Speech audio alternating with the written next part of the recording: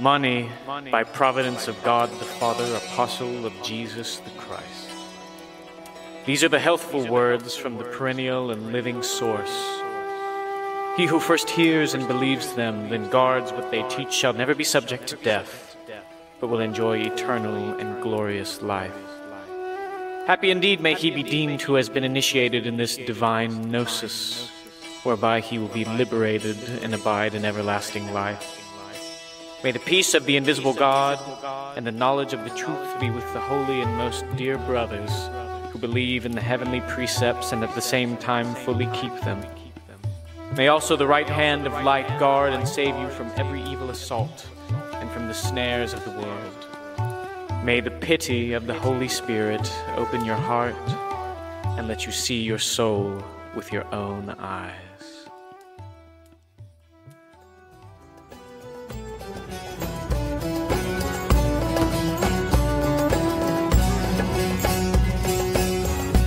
Greetings, everyone. This is your host, Nathan Cherry, coming to you for episode 6 of the Silk Road History Podcast. I've decided for this episode to take a little detour from our 4-part History of the Uyghurs series to talk about something I've wanted to dive into and have been promising to dive into for a while now. A religion called Manicheaism. Now, don't fret because the final installment of the History of the Uyghurs series is coming. It's just taking some time. Maybe that's a little bit of an understatement, but I've decided to do this episode just to get something out there to tide things over till I've finally finished with part 4.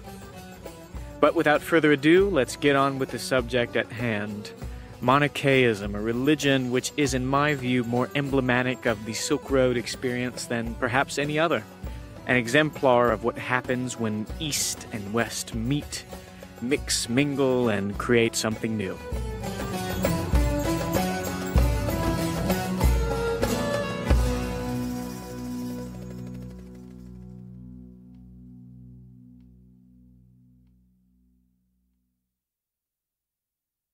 Now, in this episode, I'm going to try and keep theological discussions to a minimum.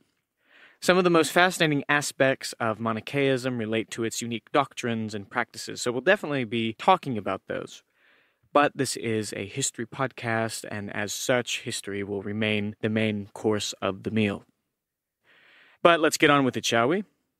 To understand Manicheaism, we must first understand its namesake, the prophet Mani. Mani was born in 216 CE in Mesopotamia, somewhere near the city of Ctesiphon, which was at the time the capital of the Parthian Empire, a vast empire stretching from the Euphrates in the west to the far reaches of eastern Iran. It said that Mani was of royal Parthian pedigree through his mother Mariam. His father Pati was an ardent devotee of a syncretic, all-male, Jewish-Christian, Gnostic, Baptist sect known as the Elkisites, and Mani was raised in their frugal, ascetic community starting from the age of 4. At this time in Mesopotamia, there was an enormous amount of these strange hybrid sects. Simonians, Ebionites, Docetites, Marcionites, Adoptionites, Montanites, Mandeans, and that's just to name a few. Mesopotamia was a borderland between the Mediterranean world and the East, so a lot of ideas and beliefs were being thrown around and banging together and mixing and mingling like a big old tequila sunrise. Many of these sects were influenced by something called Gnosticism. Many of you probably have heard of Gnosticism, but it's kind of hard to pin down what it actually is, because there's so many different variations and different strands of Gnosticism, and it's something we could easily spend whole episodes talking about if we really wanted to dig in, but we're not. So to make an incredibly long and complex story short, the word Gnosticism derives from the Greek word gnosis, which means knowledge. The Gnostics believed that the way to salvation wasn't through atoning for your sins, but through ridding yourself of ignorance by acquiring gnosis, knowledge of spiritual truth. Gnosticism was also what we call a dualist belief system, basically meaning that there are two fundamental principles that exist in duality in the universe. Sometimes good and evil, and sometimes the divine and the material.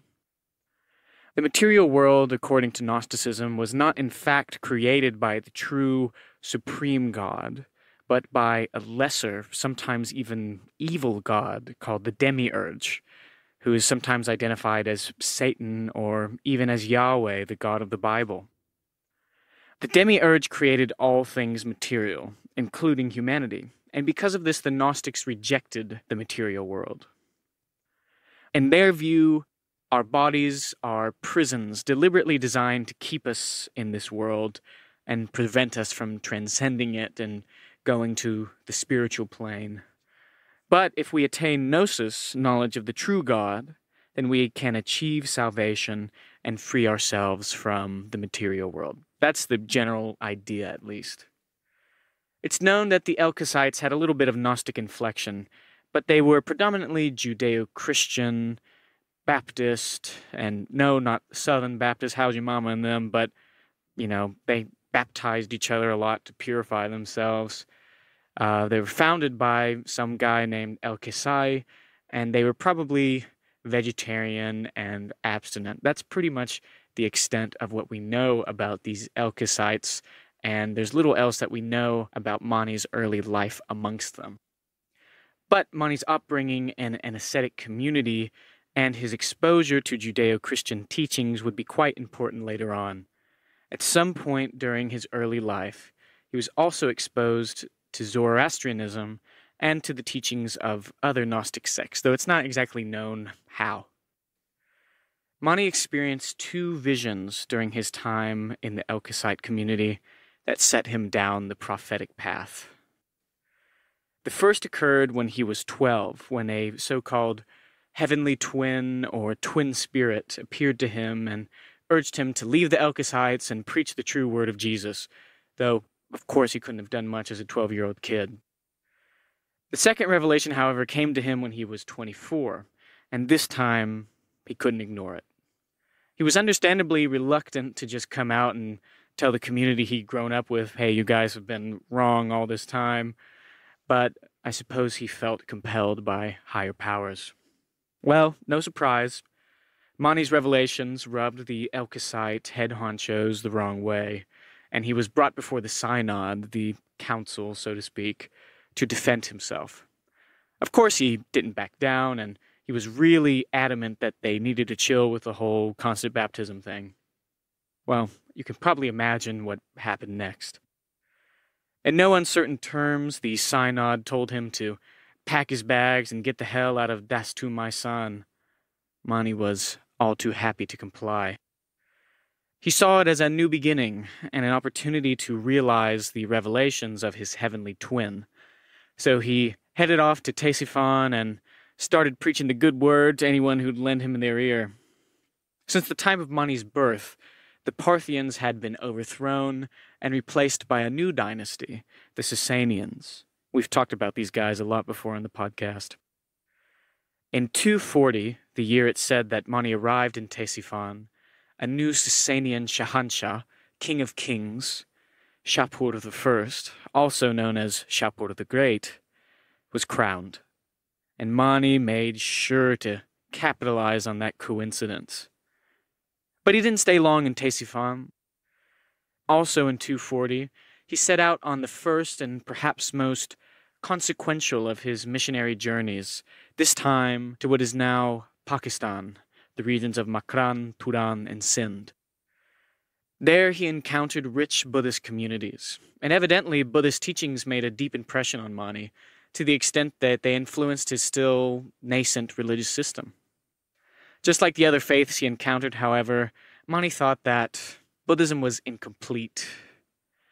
Mani positioned the Manichean church as something completely new, but at the same time he claimed that his doctrine was the perfection, the solution to all the problems presented by all other religions.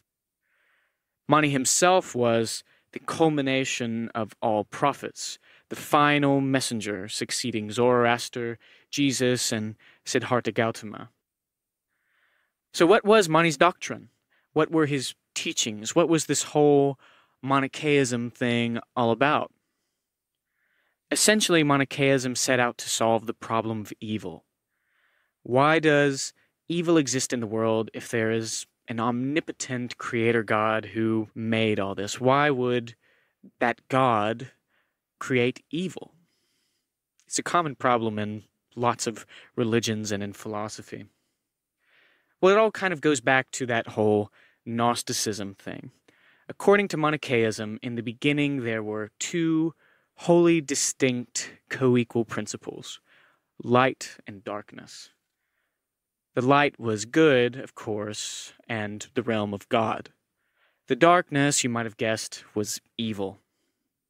The two had been separate for all eternity until sometime down the line when darkness, which had coveted the light for however long, thousands of years, decided to attack.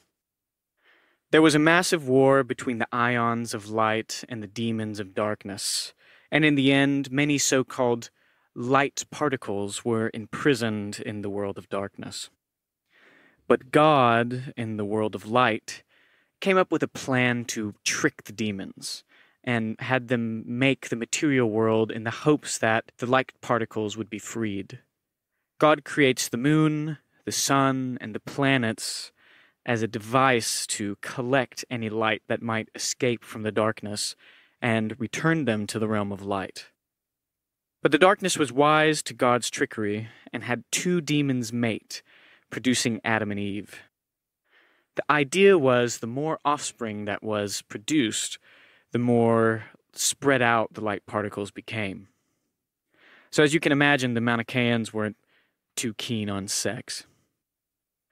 As a countermeasure, God sent an ion to the material world named Jesus, who taught Adam and Eve gnosis, the only thing that could bring them to salvation. Just like there are many Buddhas in the Buddhist tradition, Manichaeans spoke of many figures who could be called Jesus or Christs, but all of them weren't necessarily saviors, like they are in the Christian tradition, but merely bringers of gnosis. Jesus appeared in three forms: Jesus the man, the Jesus of the Christians being the first one. According to Mani, this Jesus' death on the cross was a mere illusion, and he was little more than a charlatan. The second form was Jesus the living soul, or suffering Jesus, who was the goodness that imbued the light particles trapped in the material world. The final form was Jesus the splendor, the ion who visited Adam and Eve and who will return at the end of time to free all the light particles from the darkness. Following me so far? I know it's a little bit crazy. Now, because the material world was created from a mixture of evil matter and light matter, human beings contain both evil matter and light matter in equal measure. The goal was to arm oneself with gnosis and rid oneself of the dark matter, allowing the light to come out and return to the realm of light.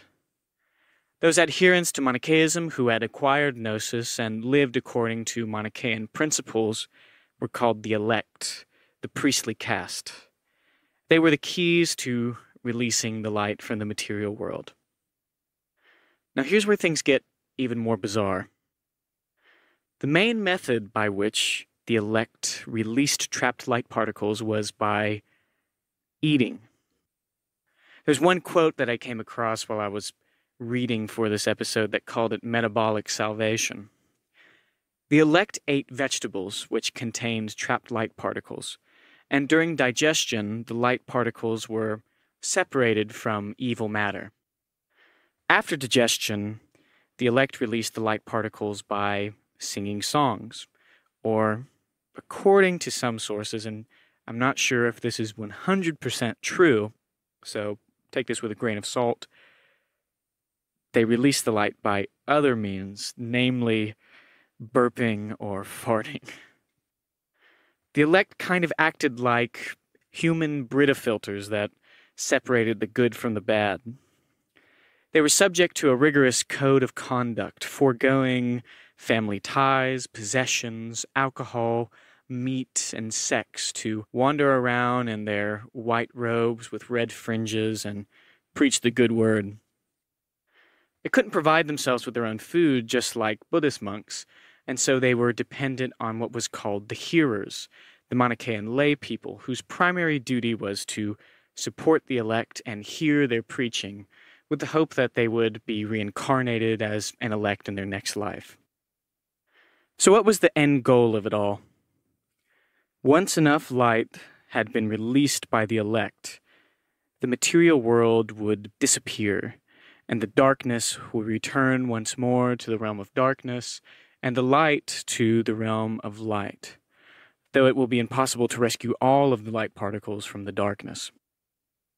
So those were effectively the principal teachings of Manichaeism, recorded by Mani himself in a number of works throughout his lifetime, though of course I left some things out.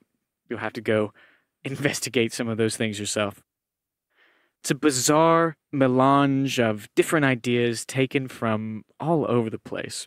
You have Buddhist ideas like reincarnation and the relationship between the elect and the hearers, which closely resembles the Buddhist Sangha.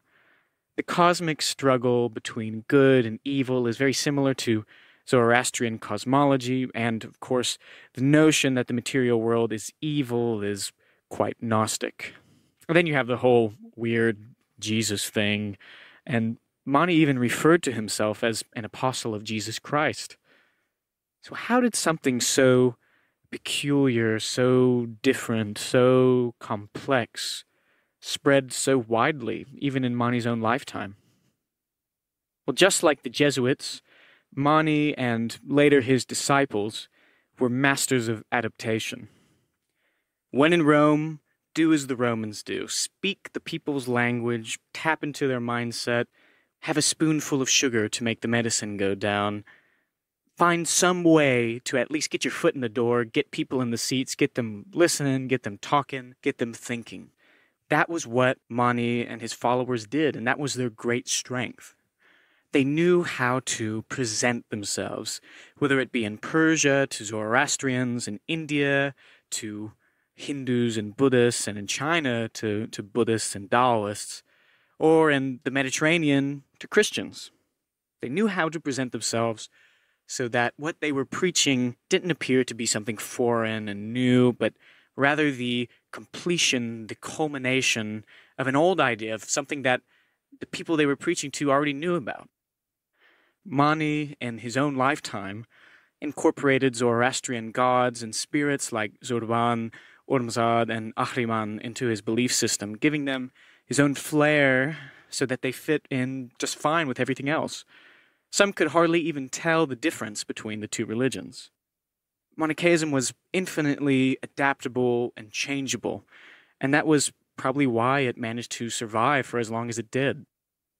During his sojourn in Turan in 242, it's said that Mani converted the Shah of Turan to his new religion, which of course meant, in those ancient times, that all of his subjects followed suit. That was to be the highlight of Mani's missionary trip, and he returned to Ctesiphon the same year in triumph, his sights set on the Sasanian court itself. He managed to convert 2 royal brothers to his faith before finally being introduced to the Shahanshah Shapur himself. He joined the emperor's entourage, and for most of the remainder of his life, Mani and his followers would enjoy the protection of the state. Mani's aim, just as he had done in Turan, was to convert Shapur in order to make Manichaeism the state religion of the Sasanian Empire. Mani devoted his only work written in Persian, the Shaburagan, the Book of Shapur, to him in an effort to convert him. But Mani was contested at court by a Zoroastrian magus by the name of Kartir, who, like Mani, was endeavoring to make Zoroastrianism the imperial religion. Zoroastrianism had fallen out of favor following Alexander's conquests, being superseded by Hellenistic religion, Christianity, Judaism, and so forth. But by the Sasanian period, Zoroastrianism was having a kind of renaissance of sorts. In the end, Shapur remained a Zoroastrian, and never did convert. However, he did give Mani leave to proselytize throughout the empire and beyond, and kept him on as a physician and astrologist. For the next few decades of Shapur's rule, Mani's religion spread like wildfire, attracting hordes of converts throughout the empire. Even in Mani's own lifetime, his missionaries had made their way into Egypt, Anatolia, the Arabian Peninsula, and even beyond. The peaceful times came to an end, however, in 270 with the death of Shapur. Although Shapur's immediate successor, Ormuzd I, was sympathetic to Manichaeans as his father had been, he died after a reign of just 1 year. Ormuzd's brother, Bahram I, an ardent Zoroastrian, would succeed him, and Mani's time in the spotlight and state protection of Manichaeans was about to end. Kartir, the ringleader of the Zoroastrian Magi at court, began to circulate vicious rumors about Mani and his followers and whispering into Bahram's ear. Mani had proposed a mission to the Bactrian kingdom of Kushan, but Bahram had forbidden it. Eventually, Mani was banished from court and only allowed to appear in the company of a local Mesopotamian king by the name of Bat. But Mani defied Bahram's orders and presented himself at Gondishapur, the new capital, in 274, causing an uproar. He was arrested and brought before the Shahanshah, who castigated him severely for not serving him properly as a physician. Quote, "What are you good for, since you go neither fighting nor hunting? But perhaps you are needed for this doctoring and this physicking, and you don't even do that." Unquote. To this Mani replied, quote, "Many are those whom I have made rise from their illness. Many are those whom I have averted the numerous kinds of ague. Many are those who are at the point of death, and I have revived them." Unquote. But Bahram was not impressed. Mani was thrown into the brig, imprisoned for 26 days, and at the end of his ordeal died, probably from torture or exhaustion. He was only 60 years old. After his death, his body was mutilated and his decapitated head displayed on one of the city gates. Bahram I died in that same year, 274, and was succeeded by his son, Bahram II. Under Bahram II, Zoroastrianism's star continued to rise, and Manichaeans, along with Christians, Jews, and Buddhists, began to be persecuted by the state. But Manichaeism was still spreading both in Persia to the east and to the west in the Mediterranean world throughout the Roman Empire. At this time in the Roman Empire, Christianity was just beginning to be widely practiced, especially in the east. But many still balked at Christianity and its spread, and Manichaeism was considered another of the many Christian sects with radical beliefs that were so inimical to the Roman way. One great enemy of Christianity was the Emperor Diocletian, and he also had much disdain for Manichaeism as well. Following a visit to Egypt, Diocletian came into a public dispute with some Manichaeans and issued an edict that followers of Mani be burned alive along with their holy books and that their properties be seized by the state. This is a prelude to the great persecution of Christians which followed just a year or two later in 303 CE. Manichaeans were seen as foreign, alien, and most erroneously as Persian, the great enemy of Rome.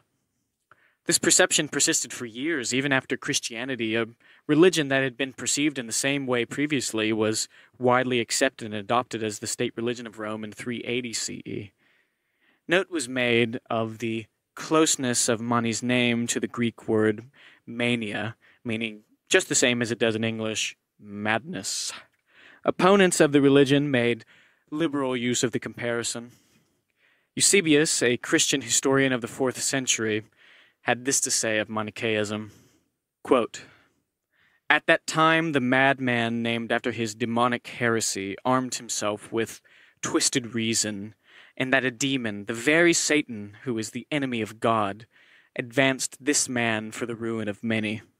In his lifestyle, he was by speech and habits a barbarian. In his nature, he was demonic and irrational. From the land of the Persians, he spread to our world a deadly poison. Because of him, the profane name of the Manicheans is now pronounced by many." Unquote. An Egyptian bishop had this to say about the faith, quote, "We can easily conclude that the Manicheans are filled with such madness, especially since this is the work of a man filled with such madness. I have cited from the document of the madness of the Manicheans that fell into my hands, that we may be on our guard against those who, with deceitful and lying words, steal into our houses, and particularly against those women whom they call elect, and whom they hold in honor, manifestly because they require their menstrual blood for the abomination of their madness." Unquote. I think you might have thought the Manicheans were mad, not sure though. Even still, even despite all of this opprobrium, Manichaeism continued to spread in the empire. Manichaean monasteries were even built in Rome itself, though it's likely that the religion remained more popular in the Eastern Empire. One famous Manichaean was St. Augustine of Hippo, writer of The City of God and Confessions, two immensely important works of Christian theology. Augustine writes that he was a hearer for 9 years before converting to Catholicism, after which he became one of Manichaeism's greatest adversaries. A powerful writer and trained philosopher, he engaged prominent Manichaean figures in North Africa in public debate, levying theological attacks that the Manichaeans were not at all able to defend against. I'll share a link to some of Augustine's anti-Manichaean diatribes on the website. They're quite a worthy read if you're interested. Anyway, the general impression that everyone got was that the Manichaeans were helpless against a far more powerful and intelligent opponent, not just Augustine, but the Catholic Church itself. The result was, more or less, the decline of Manichaeism in North Africa. Elsewhere, Manichaeans were accused of participating in wild orgies and ritually consuming menstrual blood and semen, baseless accusations which nevertheless added fuel to the fire. Not only was Manichaeism foreign, barbaric, and heretical, now it was unclean. The joint rulers Valentinian I and Valens issued an edict in 372 declaring Manichaeism to be, quote, "segregated from the company of men as infamous and ignominious," unquote. Throughout the 4th and 5th centuries, a series of further edicts declared that Manichaeans were criminal, depraved, insane, pagan, and inimical to all things Catholic, stripping them of their civil rights. It would be safe to say, then, that Manichaeism failed in the West. The meteoric rise of Catholicism condemned it to the same fate of other so-called Christian heresies: Arianism, Donatism, Novatianism, Circumcellianism, and all those Christian sects that had one interpretation or another about Jesus' true nature. Was he God? Was he a man? Did he have two natures? So on and so forth, believing there are like a million of these early Christian sects like that. By the end of the 5th century, Manichaeism had more or less died out in the Western Empire, and by the 6th century in the Eastern Empire. Some argue that Manichaeans fled into the shadows, keeping the light shining and influencing later heresies like the Bogomils, Cathars, Polycians, and others, all of which had a dualist, Gnostic-y kind of vibe to them. That claim is, of course, though, impossible to prove. So Manichaeism fell flat on its face in the West. But what about elsewhere? What about in the East? Well, as I mentioned, Zoroastrianism kept gathering momentum at the Sasanian court, and persecution and repression of Manichaeans continued at a steady clip. A strong Manichaean community survived with its seat at Ctesiphon, but the repressive policies of the state forced many to pack their bags and head east. In Mani's own lifetime, the prophet had sent his disciple Mar Amo to northeastern Iran, the region known as Parthia, due to Amo's knowledge of the Parthian language.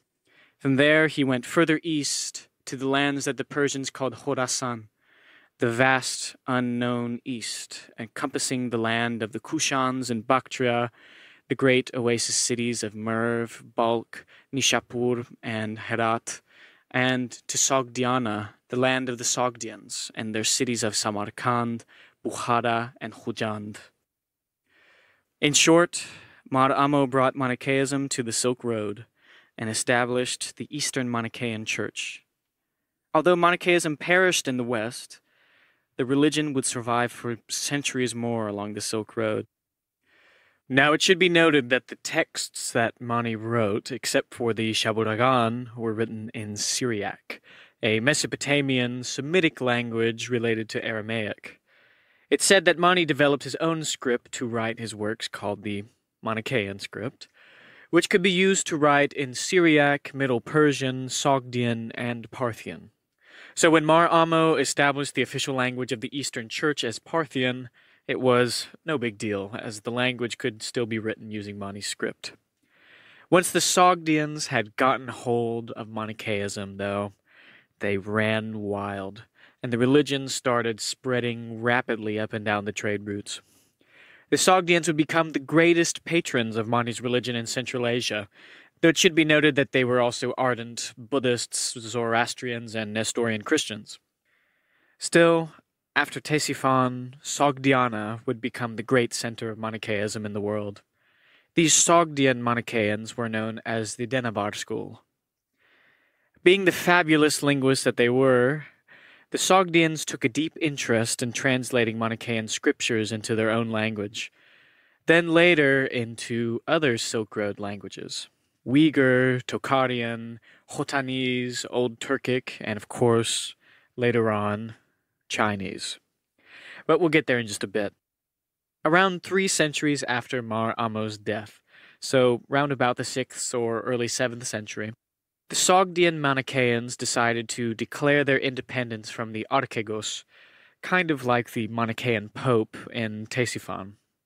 Their bone of contention was that Mar Amo was the real founder of their school, not Mani, and they saw themselves as the true, pure Manichaeans.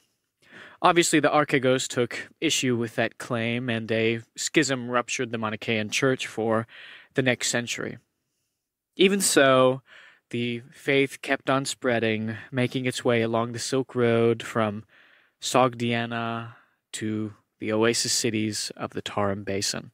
Familiar ground for any listener of the Silk Road History podcast. Sometime in the late 7th century, probably in 694 CE, a Manichaean missionary by the name of Mir Ormzad made perhaps the first official foray into China. Just like Mani had done in Turan, he presented himself to the ruler, at that time the only empress in Chinese history, Wu Zetian, and offered her a work called the Sutra of the Two Principles. See you there, Sutra? Once again, Manichaeans were adapting their message to a new audience. Well, Wu Zetian wasn't converted to Manichaeism, but the religion did take root in China, and the Sutra of the Two Principles would become the most popular Manichaean work in the country. At that time in China, there were a number of competing traditions. The Taoists, the Confucianists, and of course the Buddhists, who were really having their time in the sun then. So Manichaeism was entering quite the crowded field, and their missionary strategy of claiming to have perfected or completed another religion's teachings, while effective, didn't exactly make them the most popular kids on the playground, especially where the Buddhists were concerned. By this time, Buddhism had taken deep root in Central Asia and the Tarim Basin, as well as in China proper, though it went through stages of repression and patronage depending on who was in power. But at this time, the Buddhists were sitting pretty, and then, all of a sudden these new guys come in onto their turf claiming to have completed the teachings of Big B. Well, you can imagine they weren't too happy about that. Not to mention, the Manichaeans went about distributing sutras and talking about pure lands, which is a concept from Mahayana Buddhism that I won't get into. And they even called Mani the Buddha of light. Well, the Buddhists weren't having any of it, and they conspired openly to send the Manichaeans packing out of China. They began propagandizing about the Manichaeans, peddling nasty stories and rumors about them to dock their reputation. Here's an example of one of those stories that was spread around in the 9th century. Quote, Wu Kou, a man of Yue, resided in Chang'an. He began to practice Manichaeism, and his wife Wang also followed his example. She died suddenly after more than a year. 3 years later, she appeared to her husband in a dream, saying, For my perverse belief, I have been condemned to become a snake, and I am below the stupa at Wangzipo. I shall die tomorrow at dawn, and I wish you would ask the monks to go there and recite for me the Diamond Sutra, so that I could avoid other forms of suffering. Unquote. Pretty on the nose, huh? But even before then, the Manichaeans' efforts in China were undermined by none other than the ill-fated Emperor Xuanzong himself. In 732, he made this declaration, quote, The doctrine of Mahamani is basically a perverse belief and fraudulently assumes to be a school of Buddhism, and will therefore mislead the masses. It deserves to be strictly prohibited. However, since it is the indigenous religion of the Western barbarians and other foreigners, its followers will not be punished if they practice it among themselves. Unquote. So, if you were Han Chinese, at least for a little while, it was forbidden to convert to Manichaeism. But all hope wasn't lost for the Manichaeans in China. In 755, the disastrous An-Lushan rebellion broke out and wrought havoc all over China and Central Asia. In order to combat the rebels, the Tang enlisted the aid of the Uyghur Khaganate in exchange for the usual bribes of silk and brides.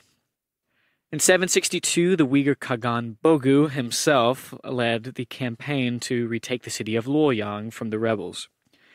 It's said that during the sack of the city, Bogu made the acquaintance of some Sogdian merchants. He was so taken with them that he brought the 4 of them back with him to Ordu Balik, the Uyghur capital. By 763, the merchants had managed to convert Bogu to Manichaeism, and he declared it thereafter to be the state religion of the Uyghur Khaganate. And for the remaining duration of its existence, till 840, the Uyghur Khaganate would be the only nation in the world whose state religion was Manichaeism. It's not known exactly why Bogu chose to convert to the religion. As he was a military man, perhaps the strict and unyielding ways of the Manichaeans appealed to him. Or perhaps, and this seems quite likely to me, he wanted to deepen his bonds with the Sogdians and reap the benefits of a healthy trading relationship. Another proposed theory is that as the Uyghurs were trying to establish themselves as independent from the Tang, and because the Tang didn't like the Manichaeans, it was kind of a way of showing defiance. It's not quite clear why, but because the Tang were at this point somewhat dependent on the Uyghurs and their powerful cavalry, they kind of just had to deal with it.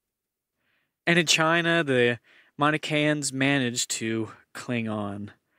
Between 768 and 771, new Manichaean temples were erected in Chang'an, Luoyang, Nanchang, Yangzhou, and Shaoxing. And of course, in order to gain new converts amongst the previously shamanist Uyghurs, a new missionary strategy needed to be adopted. The Manichaean soul was rebranded as Kut, a term we talked about in part 1 of the History of the Uyghurs series, basically meaning luck or blessing. The twin palaces of light, a part of Manichaean cosmology we haven't really delved into, were associated with the sun and the moon, integral deities of Turkic mythology. And the palaces were called Ordu, the same word for the place where the Khagan's tent is raised, and the same word in the name of the Uyghur capital, Ordu Balik, city of the court.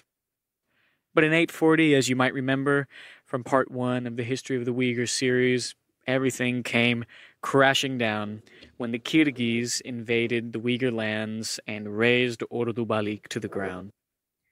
The Uyghurs fled south, establishing kingdoms in what is now Gansu province and in the Tarim Basin. The Tang felt then that they finally had their chance at getting back at the Uyghurs for all the hell they'd been putting them through. In 843, all but 3 Manichaean temples were shut down, and the Tang Emperor Wuzong, who was an ardent Taoist, informed the Uyghurs that they would be reopened if they somehow managed to take back their lands.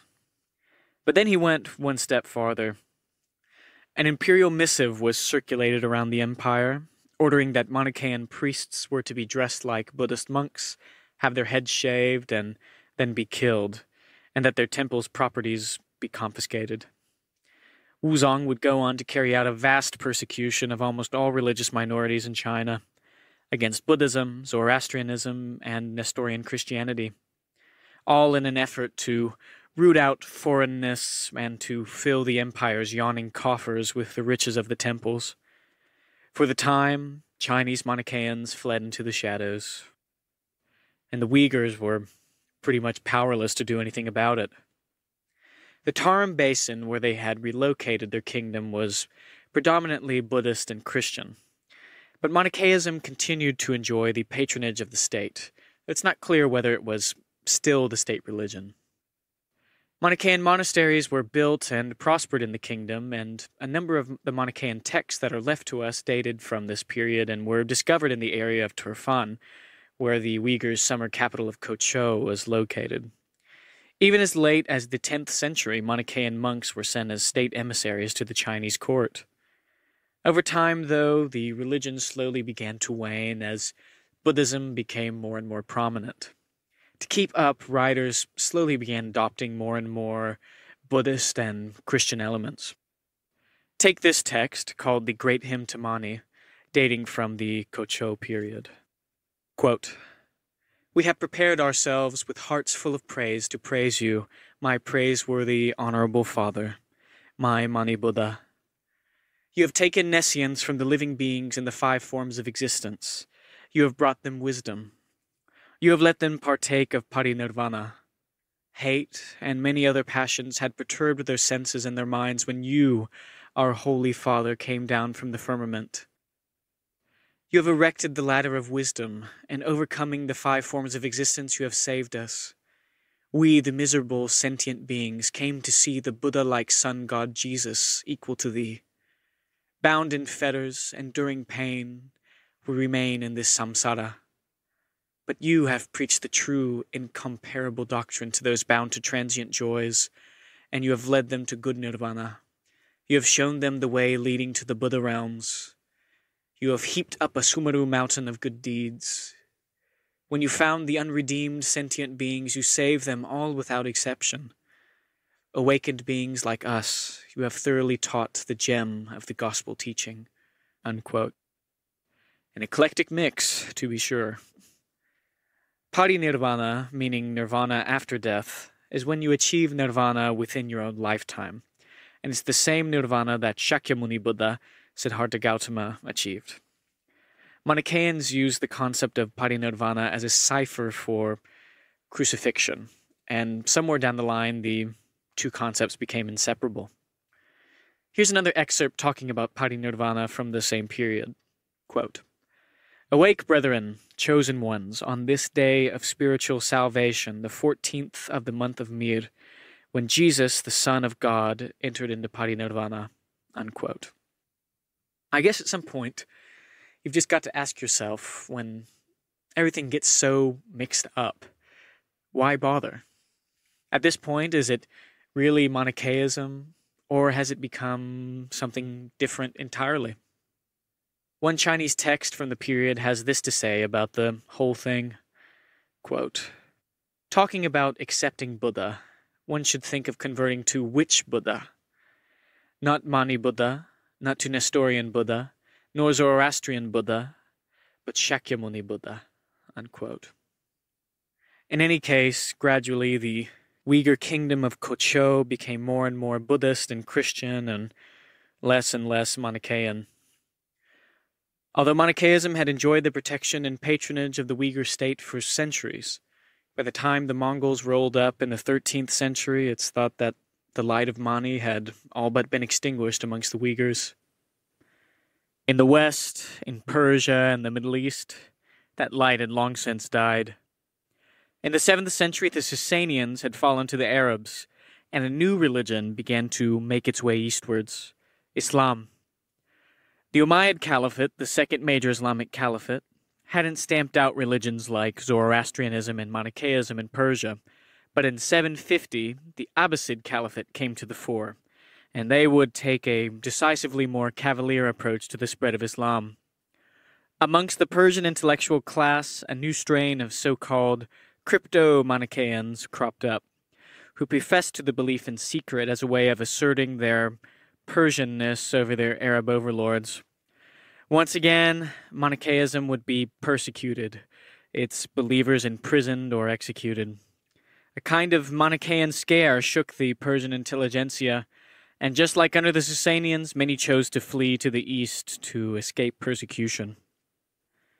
After a while, in its native land, Manichaeism was totally extinguished. Persecuted, oppressed, derided, stamped out almost everywhere they went. What's a Manichaean to do against all that?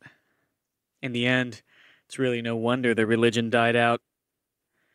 But it would last for quite a bit longer in a place you might not expect. In China.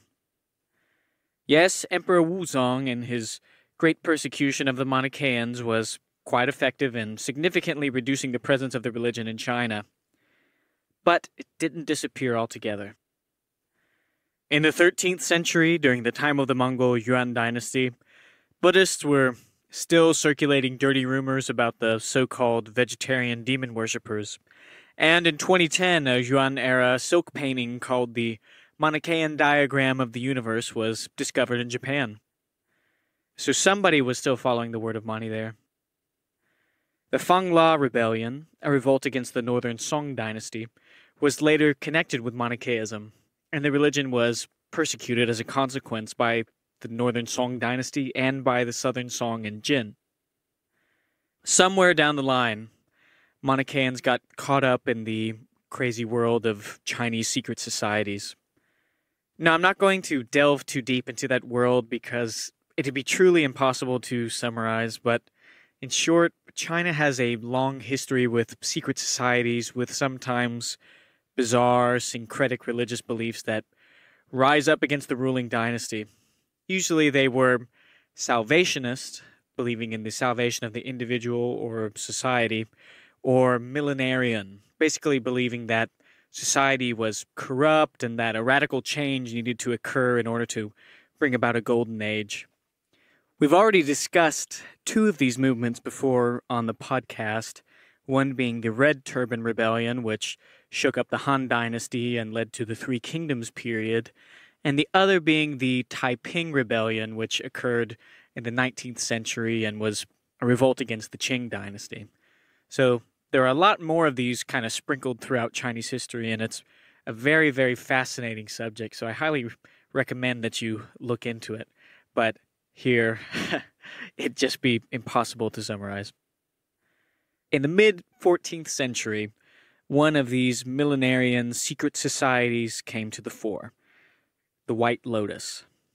This group constituted a vast merger of a number of these secret societies, bringing the constellation of Chinese folk religions and a variety of Persian religions, including Zoroastrianism, Mandaism, Sabianism, and, of course, Manichaeism, under one umbrella, along with the belief in the coming golden age of the birth of Maitreya Buddha, the Buddha yet to come.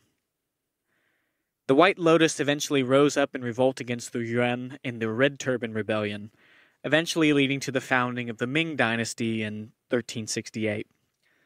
But in 1370, the newly enthroned Hongwu Emperor, who himself had been a leader of the Red Turban Rebellion and who bore a deep personal dislike towards Manichaeans, banned the religion altogether, along with the White Lotus and the White Cloud, which was a heretical sect of Buddhism.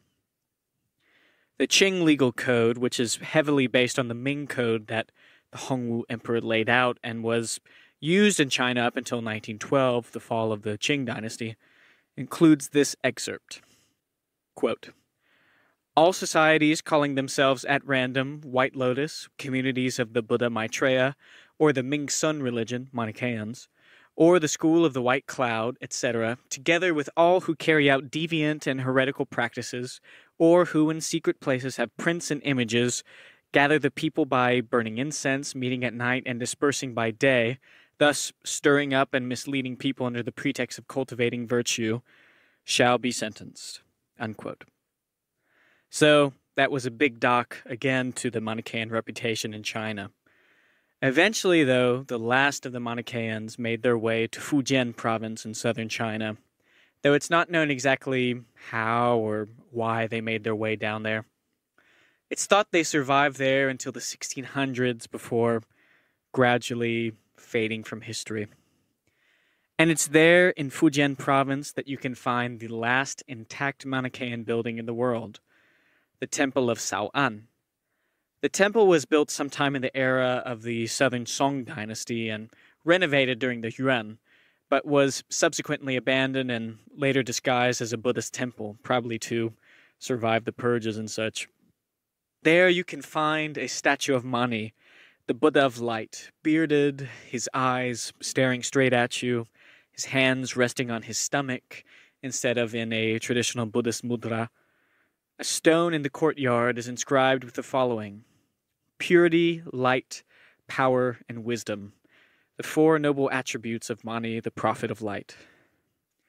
Some groups in the region still claim to practice the religion, though they're small and their followers few, and the information you can gather about them on the internet is quite scanty at best. There's one last legacy of Manichaeism that we find in the English language. The Oxford English Dictionary defines the term Manichaeism as, quote, "relating to dualism or conflict between opposites," unquote, and offers the following example sentences. Quote, "This worldview has bifurcated worldly politics into a transcendentally significant battle that has a Manichaean logic of absolute good and utter evil," unquote. And here's another one, quote, "Impatience and Manichaean thinking are among the burdens of youth politics, whether in Berkeley or Cairo," unquote. So if you want a fancy way of saying black and white thinking, then you've got your word. With that, we bring our episode about Manichaeism to a close. I hope you've enjoyed this little discussion about Manichaeism, but remember that there's still lots and lots waiting to be discovered. You can refer to my reading list on the Silk Road History Podcast website at www.thesilkroadhistorypodcast.com if you'd like to take a deeper dive. There's also a novel I would recommend to you about the life of Mani called Gardens of Light by French-Lebanese writer Amin Maalouf. Now, I do own it, but I haven't read it yet. Probably should have done that before making this episode, huh? However, I have read 3 of Maalouf's other works, Leo Africanus, Samarkand, and The Crusades Through Arab Eyes, and have thoroughly enjoyed all of them, so it's something that I can reliably say is worth at least checking out. You can also look at my main source for this episode, Religions of the Silk Road, Pre-Modern Patterns of Globalization by Richard Fultz, which is a great and short read and covers not just Manichaeism, but all of the religion of the Silk Road, Islam, Buddhism, Nestorian Christianity, and so on and so forth. If you've enjoyed this episode, I hope that you'll consider making a small donation to the SRHP on my Ko-Fi page, Ko-Fi, however you say it. With Ko-Fi, you can make a small one-time donation of $3, the price of your average cup of coffee. Believe me when I say that I'm not a rich man, and the cost of monthly hosting fees and scholarly books can really add up. Truly, any donation to the Silk Road History Podcast, no matter how small, would be enormously appreciated. If you're interested in supporting the SRHP on Ko-Fi, I encourage you to visit ko-fi.com/Silk Road History Cast. That's ko-fi.com/Silk Road History Cast. Be sure to like the page on Facebook, follow me on Twitter at Silk Road Cast, and leave a review of the SRHP on the Apple Store. The Silk Road History Podcast is now available on most major podcasting platforms, including iTunes, Spotify, Podbean, Stitcher, iHeartRadio, TuneIn, and Google Play. I've announced this on Twitter, but I haven't said it on the podcast itself, and there's some big news for my life, that being that I'm moving to Taiwan on August the 8th to be an English teacher. So a lot's going to be changing, and hopefully I'll be able to do some Silk Road related travel very soon. My Chinese pronunciation will hopefully also be getting a lot better. So next episode, the Big Daddy, the conclusion to the History of the Uyghur series, Part 4, will be recorded from the island of Formosa, Taiwan, and will hopefully be coming to you soon. This has been your host, Nathan Cherry, signing off.